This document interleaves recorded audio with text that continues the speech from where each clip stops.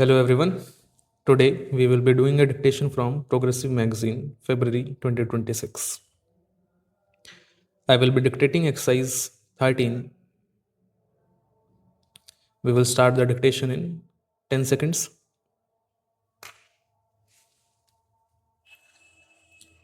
Five seconds to go.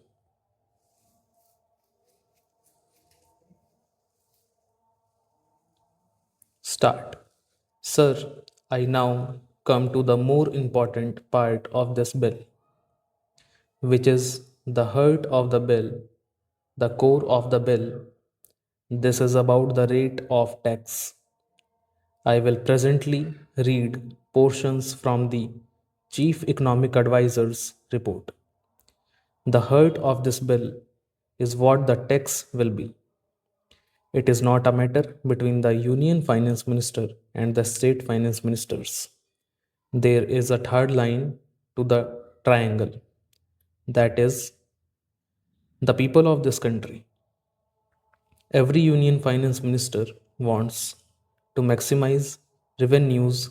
Every State Finance Minister is under pressure to maximize revenues.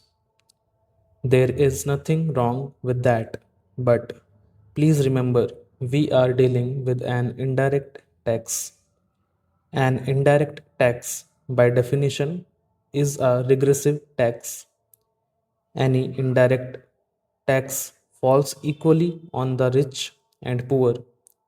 If you buy a soft drink bottle, whether a rich buys it or a poor man buys it, he pays the same excise duty on the soft drink bottle. That is why, world over, indirect taxes being regressive in nature, the trend is to keep them as low as possible. I am sure many members have read the Chief Economic Advisor's report. If not, I would urge you to please read it. The cover tells the story. In high income countries, the average GST rate is 16.8%. In emerging market economies like India, the average is 14.1%. So, world over 90 countries have one form or the other of GST. It is between 14.1% and 16.8%.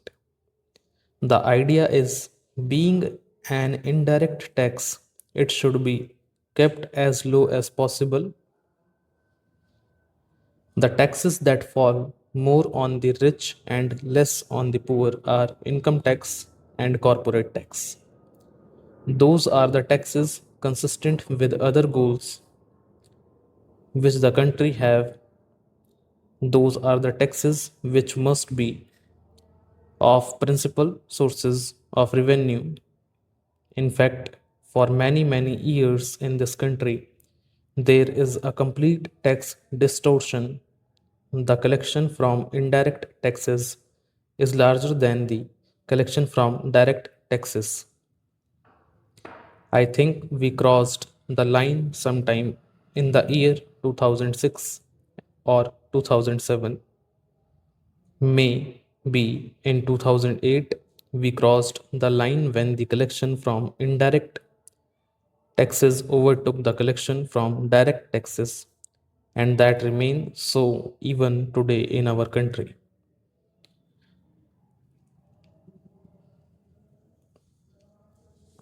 In fact, the collection from direct taxes should far overweight the collection from indirect taxes. So, what do? We need to keep the taxes low. At the same time, we must protect the existing revenues of the union government and the state government. So, how do we go about it? We go about it by discovering what is called a revenue neutral rate. That is not the actual rate of tax, that is simply a step In deciding the slab rates, it is not so technical. In fact, it can be explained in fairly simple terms. You derive an RNR, and then from that RNR, you work out the slab rates. Today, please remember over 80% of the excise duties are between 12 to 14%. Over 56% of VAT is in the range of about 13 to 14%. So, on an average, 70% of the goods have a tax incidence of about 13 to 14%. But there are huge tax losses between of an inefficient collection machinery, and a large number of goods escape taxes. They are neither captured by the union nor captured by the states, etc. etc. The GST is supposed to be a more efficient tax. If the union captures it, it cannot escape state tax. If the state captures it, it cannot escape union tax. Therefore, it is more efficient, and because it is non cascading, more people will comply with it. Because it is a self audit method, a chain of transactions, it is very difficult to escape the tax. All these are argued everywhere, and I do not wish to repeat those arguments. Now, the chief economic advisor of the government, working with experts, including state government representatives, arrived at an RNR of 15 to 15.5 and then suggested that the standard rate should be 18. The Congress party did not pluck 18 from the air. This 18 came out of your report.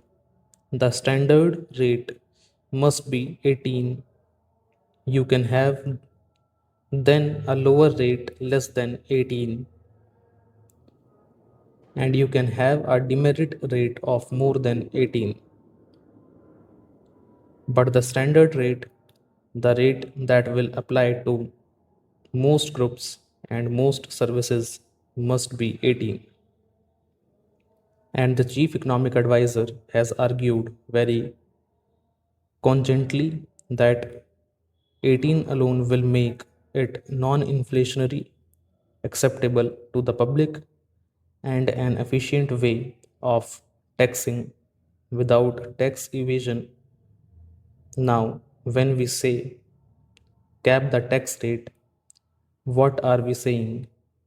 We are saying that this rate should not be changed by the whim of the executive. Today, exercise duties are changed by the whim of the executive. 3 days ago, they reduced the price of petrol and diesel. 3 days later, they increased. Stop.